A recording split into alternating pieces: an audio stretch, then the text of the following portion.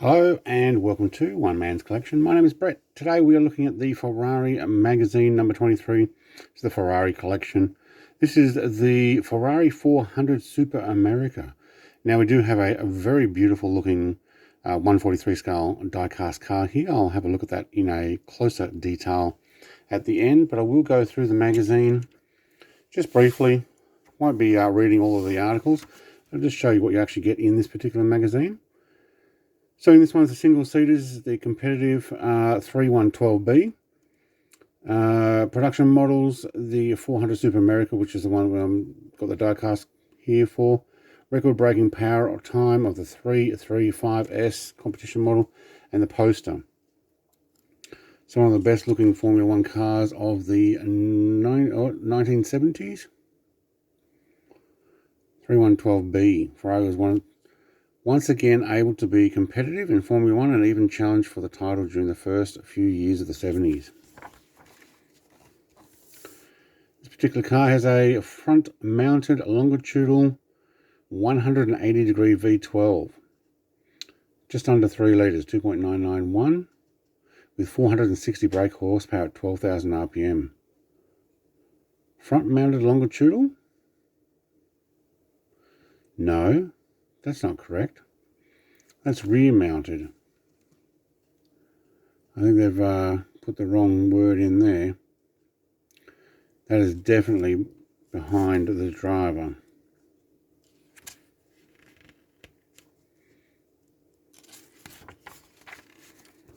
Alright, the 312B honours for 1970 was third at the Dutch, second at the German, first and second Austrian, first at the Italian, first and second at the Canadian, and first and second at the Mexican.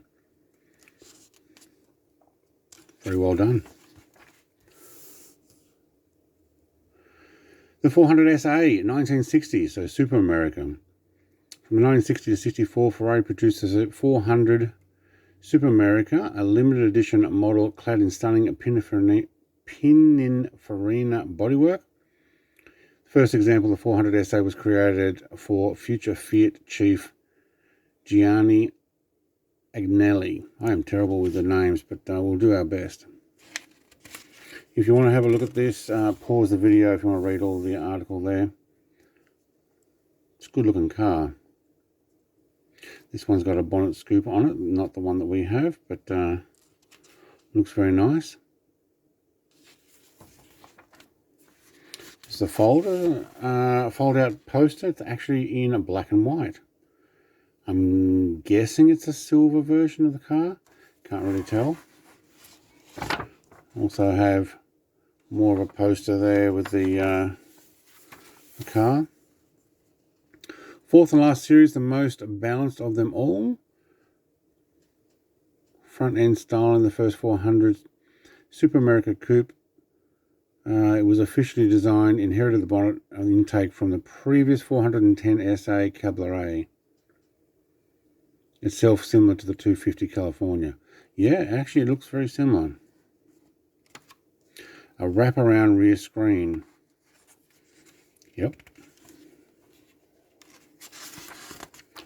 Actually, most of these have the intake there. This one doesn't. This one does. So, not the model we have. Star of the Geneva Salon.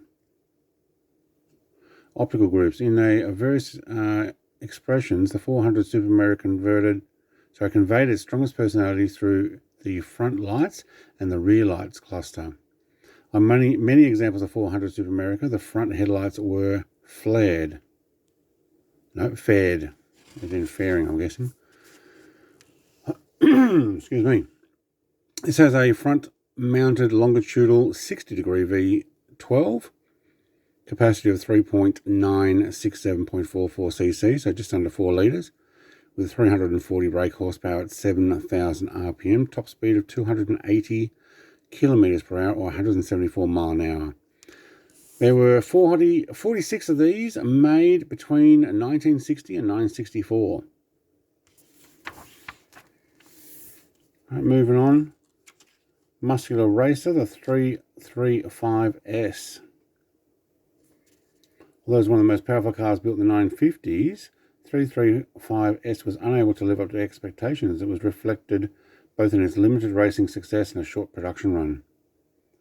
It does look good.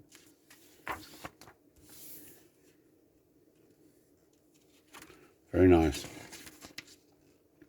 And it has a front longitudinal V12, 60 degree V12. Just over 4 litres, 4023.32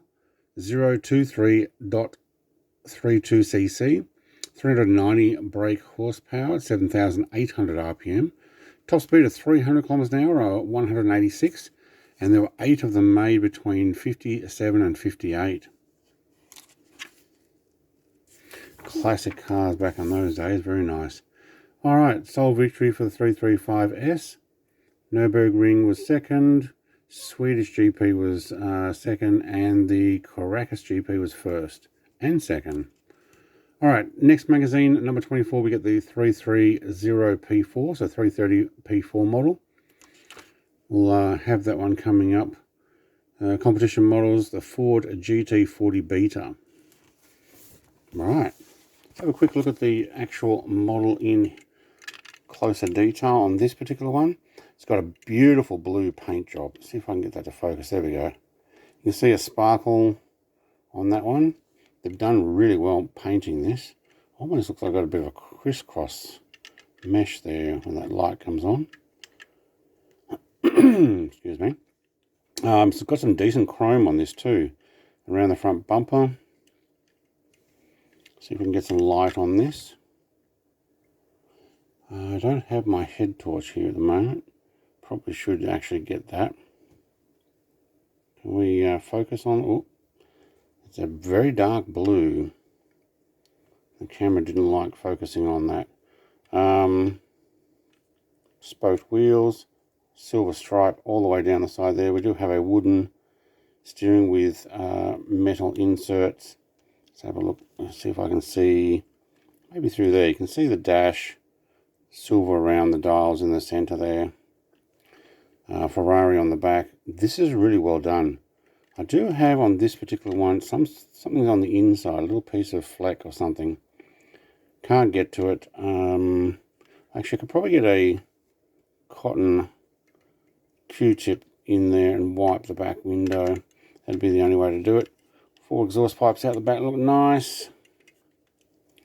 Very small brake lights on this. Very streamlined too.